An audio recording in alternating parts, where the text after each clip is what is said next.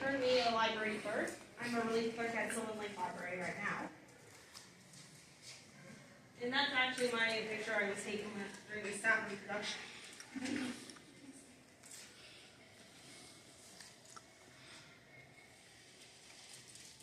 So, sorry, just trying to get my notes ready here. So, what's a cosplay competition? These are competitions that participants, cosplayers of course, dress up as characters from varying types of media, such as movies, TV series, books, anime, and so forth and so on. These are a way to showcase one's creativity, passion, and self-expression through costumes and performances.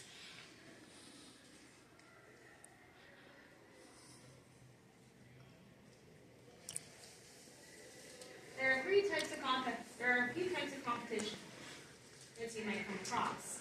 First one is craftsmanship, which you showcase your cosplay to a group of judges. And some of these may require on-stage performances, which we'll get into a bit later on. Next up is the fashion show, where you can strut your stuff on stage. This could be either a simple walk-on or a skit. Now, depending on the organizer, these may be called masquerades. And then there's the popularity contest. For example, Odafest Stars of Cosplay, where you simply sign up and show around a bit, and you would hope you can get enough points to win a prize.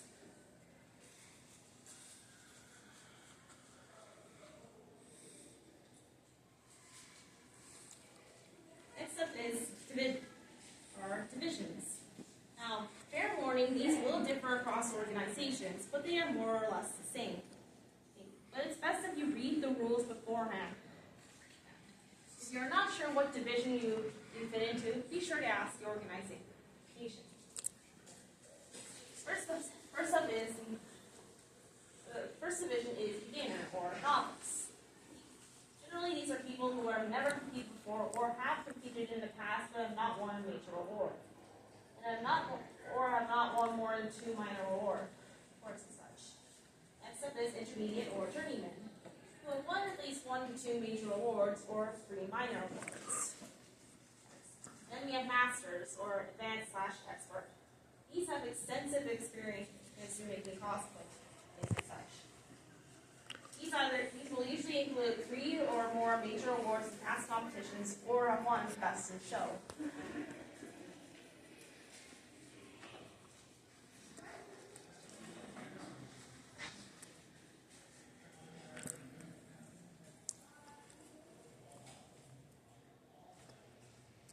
Now let's go over some common rules that you may see at competitions.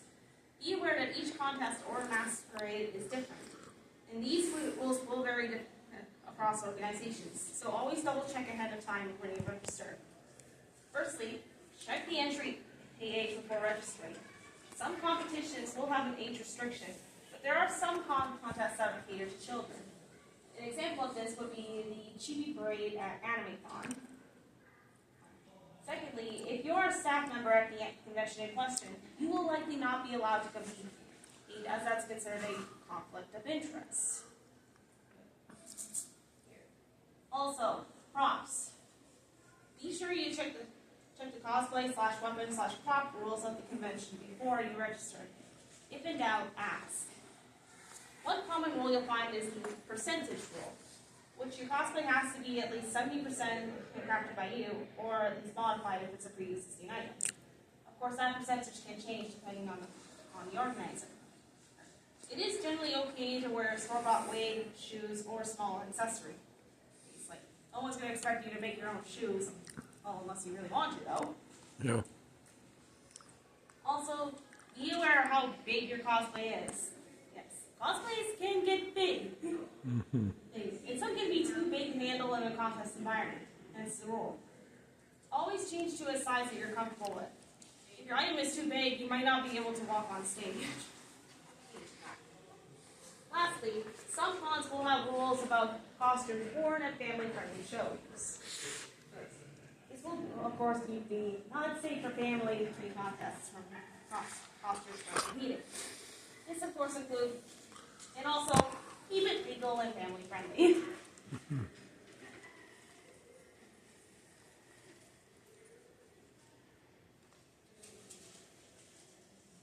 I'm going to give you some tips before prejudging begins. This can be also very important for prejudging here too, so you may want to keep this in mind. Of course, this is just first one is a general rule for any kind of competition, of course. Arrive at least 30 minutes before your pre-designated prejudging time. It's important to give yourself plenty of time to get to the prejudging room. A simple 5-minute walk could turn into a 20-minute one at a convention because between photos, slow-moving lines, and getting distracted because you saw something in the vendor hall. Check in with the contest organizing, or just let them know that you have arrived. They'll check you off and let you know if they're running on time or not. Next, start getting prepared and tidy up your cosplay. Your costume pieces may have shifted or got dirt on it. This is your time to look like your best. Comb out your wig, touch up your makeup, check over your costume for any loose or splitting threads, splitting seams, and removing these strands of hot glue. Sorry, I'm just getting I get really nervous here. You're doing fine. Breathe. Follow your advice. Okay. Keep calm and do your thing. Yep. And use lint roller on your costume pieces, and clean off any stains and dirt. If you need to, head to a repair station to make a last-minute repair on your cosplay. Final touches. About 5 minutes before your prejudging time, you should be applying the last-minute details, such as adding fresh batteries if you have a prop that lights up, turning on lights, or placing on a mask that may restrict your vision. Almost goal time. Lastly, breathe, damn it. Oh, sorry. That's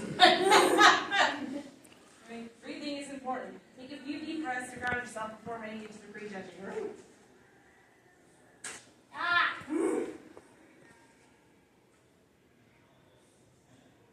Alright, prejudging. This is where you'll tell the judges what you have done, what you've made, and what you have done. Treat this like a job interview. Preparation is key, and you're dressing to impress. Plan what you're going to say ahead of time. Usually I would start from the top of your cosplay and then work your way to the bottom. Usually you'll have 3 to 5 minutes to explain your costume to the judges and answer any questions. Of course, this can be longer depending on the organizer. And some of the bigger world competitions, some of the prejudging time can be up to 10 minutes. Don't point out your mistakes. If a judge succeeds and asks about it, just to give a simple explanation. Yes, this can cost you points, but it's better to tell the truth than lie. Now, one thing the judges may do is something called flipping one's seam. This means they'll check about 1 to 2 inches of a garment and flip over to see how it's finished. This will usually be brief and within your comfort level. You can say no if you don't want judges to. They may ask to hold or check out your prop, but then again, this is your comfort level. You do have the right to say no.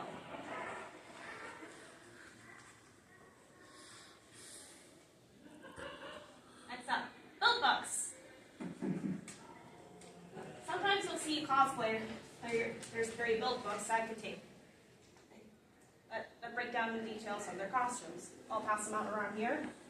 Fair warning about the Shinobu Kocho build book. It does contain some spoilers up ahead if you haven't read the story. Or you Demon Slayer. So proceed with caution or just pass it along.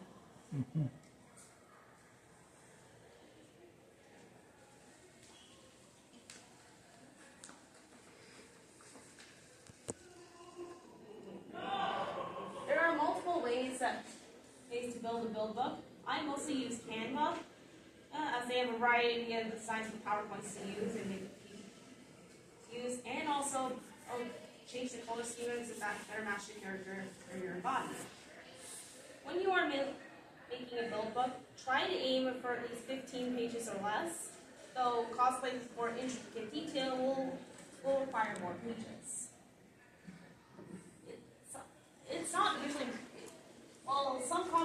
do not require build books, they are strongly recommended. But some of the bigger competitions will require you to produce a build book, or you could lose points. Online.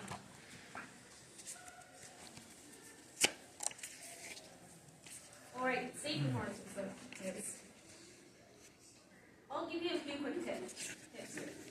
For walk-on performances, such as like Oda Fest or Anime-con, you'll walk across the stage at predetermined spots, which are usually indicated on stage via tape.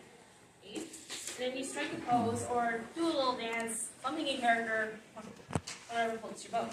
Okay. Usually you'll have around 30 seconds to do so.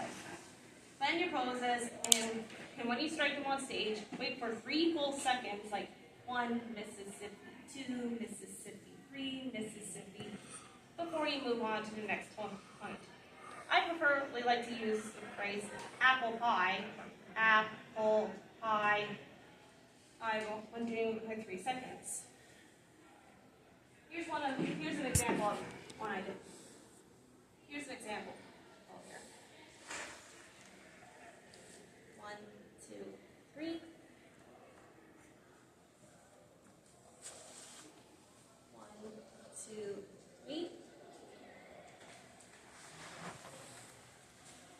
1, 2. Of course, that's just a very simple one.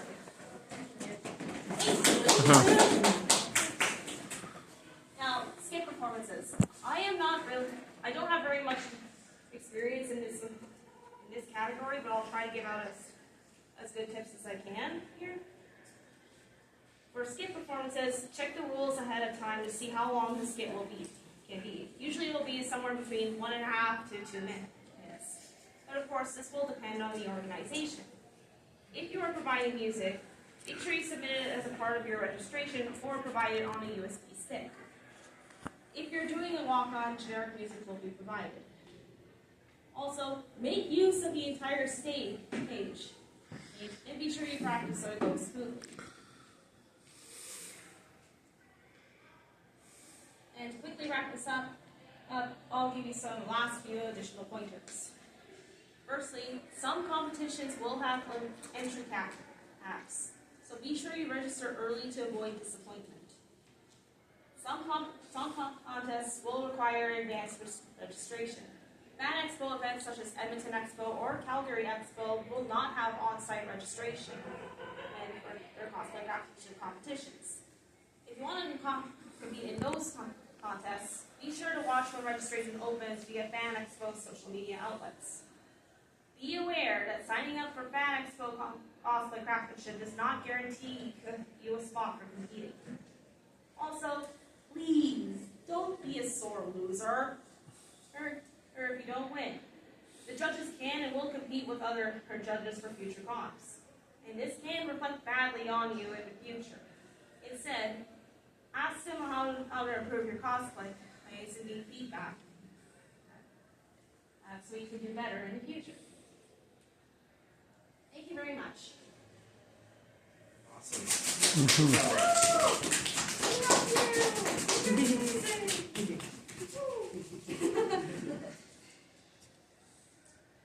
If you have a passport, I can stamp it here, and you can also get a stamp for those who Is that from here? I'll be right back. Okay.